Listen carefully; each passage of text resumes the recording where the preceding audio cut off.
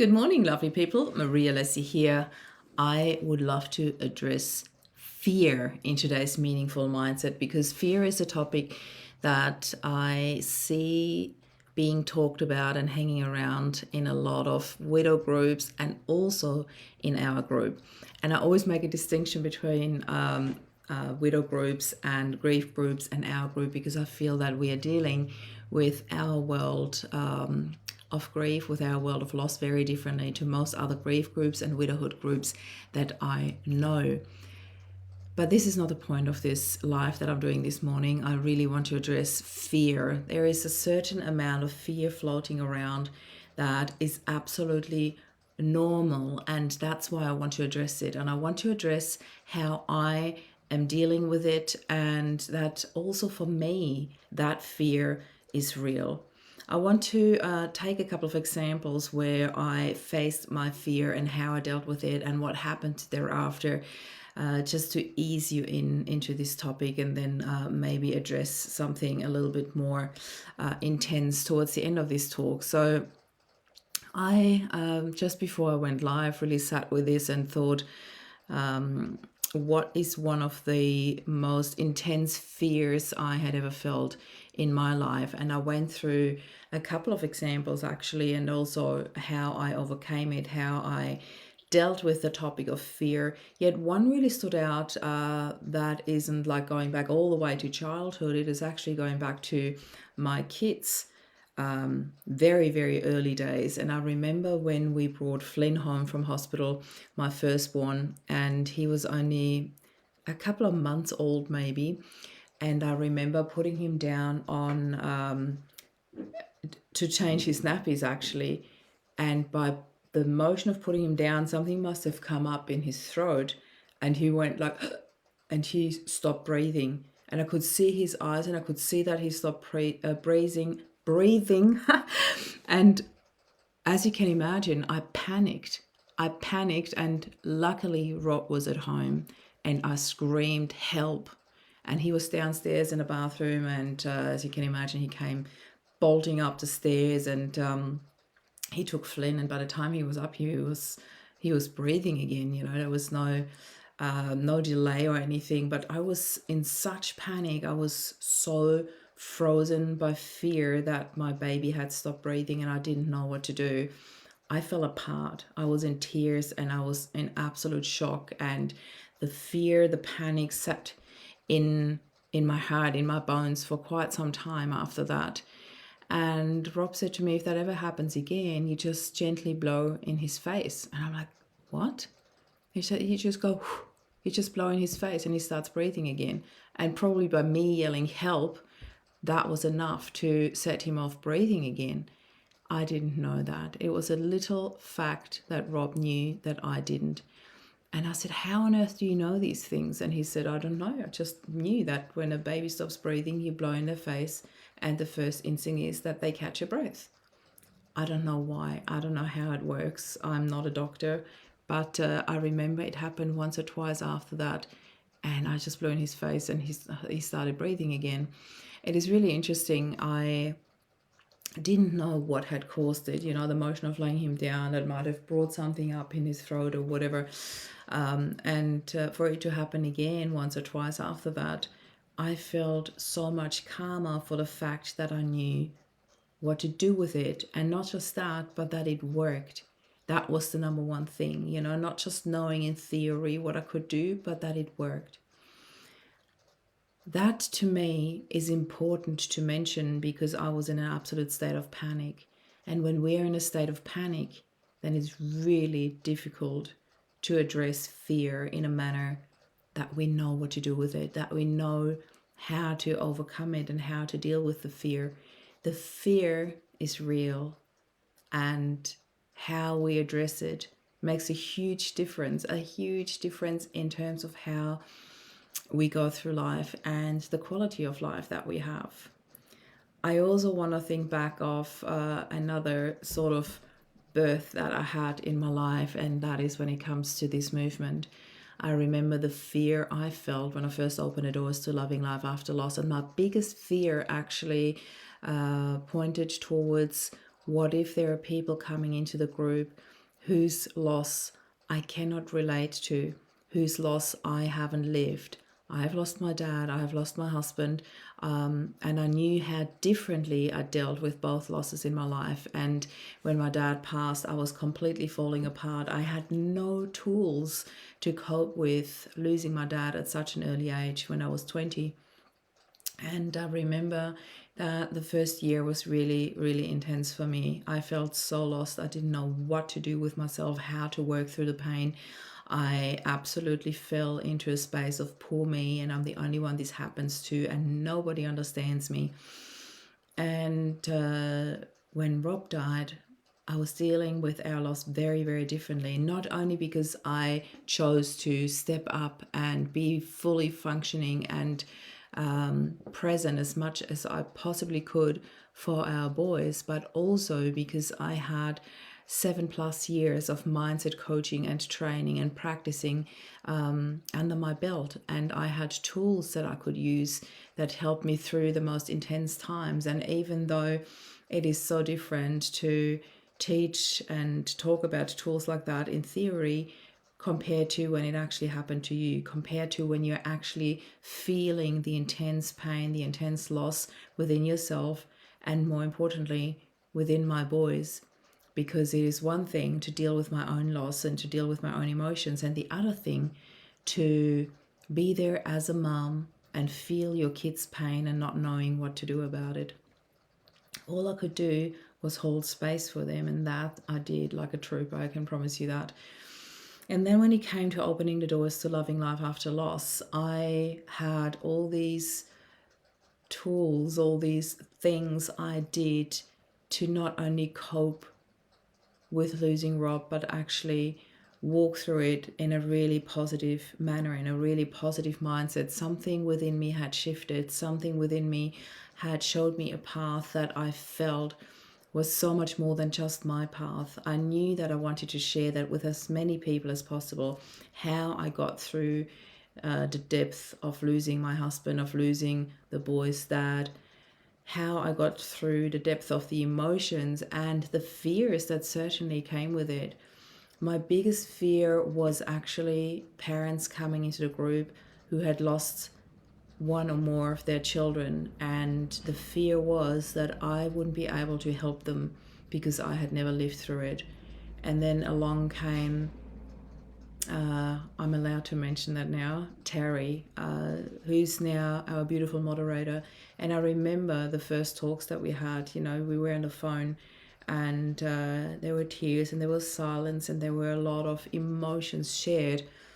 And Terry has lost her son, and she has really gone on to a path of absolute strength. And the way that she is dealing with her life, with her loss these days, is very differently to when she first came into Loving Life After Loss. She's now one of our moderators. She's now holding space for so many other people.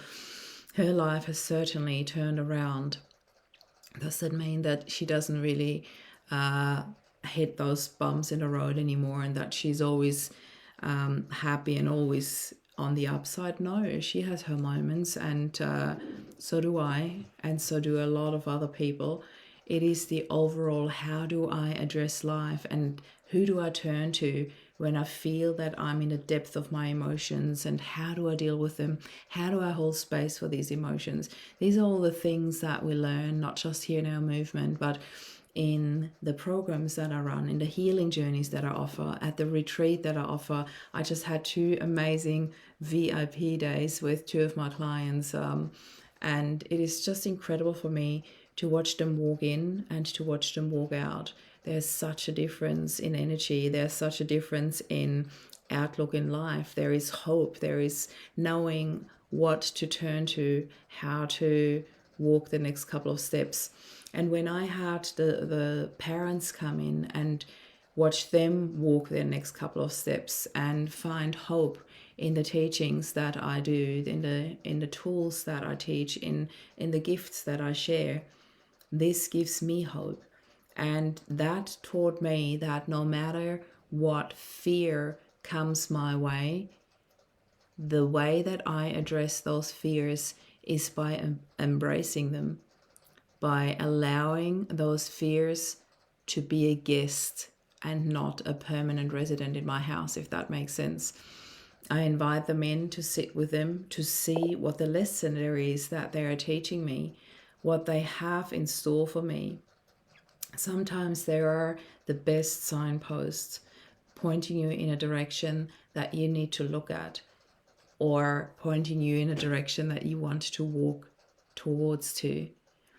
And when we allow those fears to sit with us and to bring us those messages and to highlight those areas in our lives that still need healing, this is how I greet my fears. I look at them as areas in my life that still need healing. And that's why I allow them in, because I want to see them. I want to see what still needs healing.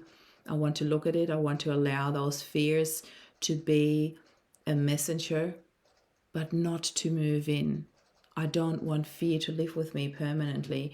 I have soon learned how to handle those fears, how to address situations when they come into the doors, as in when they move in, and when people become members of Loving Life After Loss that have experienced something that even puzzles me, where I sit there and I don't know how to address it at first. I allow those to sit with me. I allow to meet those people just with an open heart and an open mind, and to allow guidance to take over. I have this really strong inner guidance that when I allow myself to go into a conversation without being on solution mode, without just listening to people to answer, to respond, but to actually just hear them and understand them.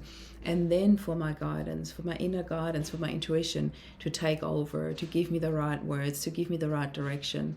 That is where the magic happens. When we surrender, this is the most beautiful moment, the surrender, when I surrender into the guidance. And I've actually done an entire talk on surrender, and you can find them in our guide section. You know, when you look back onto all the meaningful mindset talks that I have done, you will find one titled Surrender. But the one thing I want to take out of this entire talk is that, to me, surrender is not like we often hear that word in movies, where somebody sits there with a white flag and they're giving up and they surrender. Surrender is not automatically just giving up. A surrender to me is a giving into guidance. There is a certain amount of trust needed to be able to surrender in what is. And that, to me, also brings back what I just talked about the other day, the neutralizing your thoughts. It's not always possible to take a negative thought and instantly turn it into something positive. It won't always work. Sometimes we have to allow ourselves to neutralize something first before we can then slowly and surely build into positivity. We need to allow, or we can choose to allow, the fears to be our signposts, to show us a direction that we want to head, to show us a direction that the things that we still need to heal. That doesn't mean walking into fear. That means inviting the fear to sit with us and be the signpost where we actually want to be. I don't want to walk towards fear and reside there. I want fear to be allowed to be a signpost for me, to show me where I actually want to be, to show me what I still need to heal. And there's one last fear that I want to address that is so real for many of us, not for all of us. I had one of my clients sit with me in my office last week that didn't feel that fear, and I thought it was so beautiful, because I have rarely met someone who hasn't experienced this particular fear. And the one fear that I want to address is, I hear from a lot of widows that they feel a certain amount of fear of being in a new relationship. And it's not the fear about being in a relationship, it's the fear of, what if something else happens? And sometimes it's literally just that fact of, what if he doesn't understand what I've been going through? Or sometimes there's jealousy. What if he is still jealous or becomes jealous of my husband because I didn't divorce him? He passed away. It doesn't mean that I stopped loving him. There's still a lot of love. How do we address that? as always, with an open heart and open mind, and communicating what you actually feel. Don't hide those feelings away. They're all part of you. And when you have found somebody who is really ready to live with you, then he needs to know about that part as well. It is really important that we address that part, that we talk about this fear. And I remember when I was in a new relationship, I literally fell apart one night and I was crying about that fear in particular. I felt this massive fear that he could go before me too, and that I don't know how I would handle that a second time. And I remember how real that fear was for me. And I really allowed myself to sit with that fear, to allow it in, to look at what the messages are, and to surrender into the guidance. And I knew that whoever was meant to be by my side, by our side for the rest of my life, will need to understand that fear, will need to be able to hold space for me in that fear, and to sit with me in that surrender, to know what our next steps will be, to have that guidance, that trust. And trust is nothing that you can just flick the switch and it's there. Trust is something that needs to be built. Trust is something where you plant seeds and it grows. And I'm all about planting seeds in this movement, just setting the right message here or there, allow it to grow, allow it to sit with you. And I would love to hear what your most important message of today's talk was. What is the number one thing that you came here for, that you needed to hear? I'd love for you to share that in the comments. And wherever you're watching this, feel free to connect with me. Feel free to like, follow, subscribe. If you're on LinkedIn, connect with me. If you're on Facebook, come and join our group if you're not already in Loving Love After Loss. But by all means, I'm always open to receiving a private message from you if you would like to connect and chat about your fears. And I'd be more than happy to hold space for you and sit with you until you can feel that surrender into guidance. And that, my friend, takes trust. And I'm here to plant those seeds with you. I'm sending you so much love. This is Marie signing off. Bye for now.